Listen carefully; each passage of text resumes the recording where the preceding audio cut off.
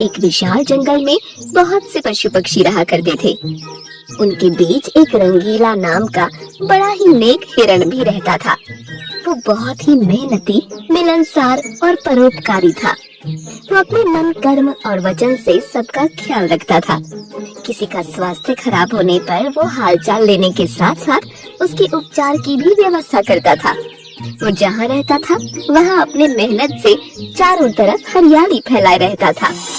एक बार रंगीला स्वयं बीमार पड़ गया। उसे ऐसा बुखार चढ़ा कि उतरने का नाम ही नहीं ले रहा था। उसने स्वयं कुछ जड़ी बूटियां खाईं, लेकिन कोई लाभ नहीं हुआ। उसकी बीमारी की खबर जंगल में फैल चुकी थी, लेकिन उसे देखने के लिए कोई नहीं आया। तब उसका मन अधिक मुरझा गया। उससे उठा नहीं जा रहा था। फिर भी वो उठकर कुछ आगे आया और उसने देखा दो हिरण उसके इलाके में आ गए थे। वो बड़ी बड़ी हरी हरी घास खा रहे थे। उन्होंने जब रंगीला को देखा तो मुस्कुराने लगे। अरे रंगीला, कैसी है तुम्हारी तबीयत? हम तो तुमसे ही मिलने आए हैं, तुम्हारा हालचाल जानने आए हैं। हाँ रंगीला, हमने सुना तुम्हारी तबीयत बहुत खराब है, तो हमसे रहा नहीं गया, इसीलिए चले आए हैं। अब बताओ कैसी तबीयत है? तबीयत में कुछ फर्क नहीं आया है, अब कोई दूसरी दवा लेनी पड़ेगी। हाँ, अच्छी दवा लेना, अपना ख्याल रखना। तुम आराम करो, हम चलते हैं।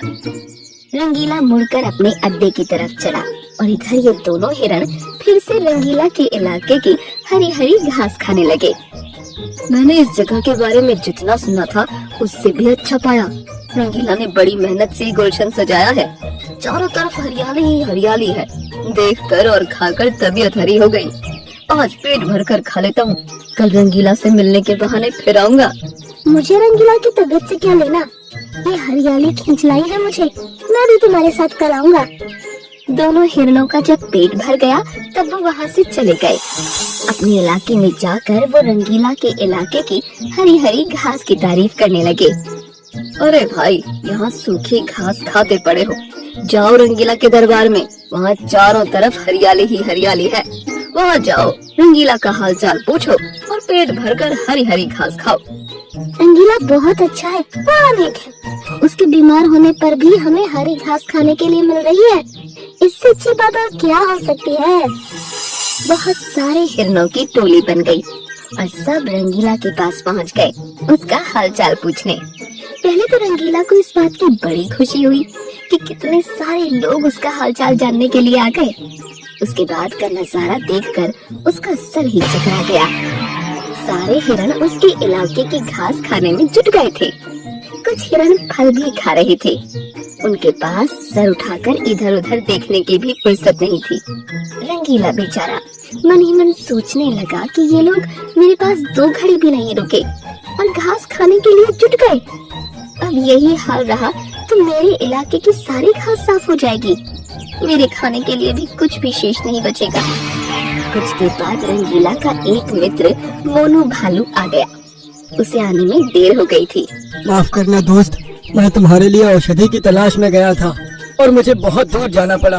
औषधि तो मिल गई, लेकिन आने में देर हो गई। इसे तुम खा लो और जल्दी से ठीक हो जाओ। रंगीला ने औषधि खाई और उसे कुछ समय के बाद आराम मिलने लगा।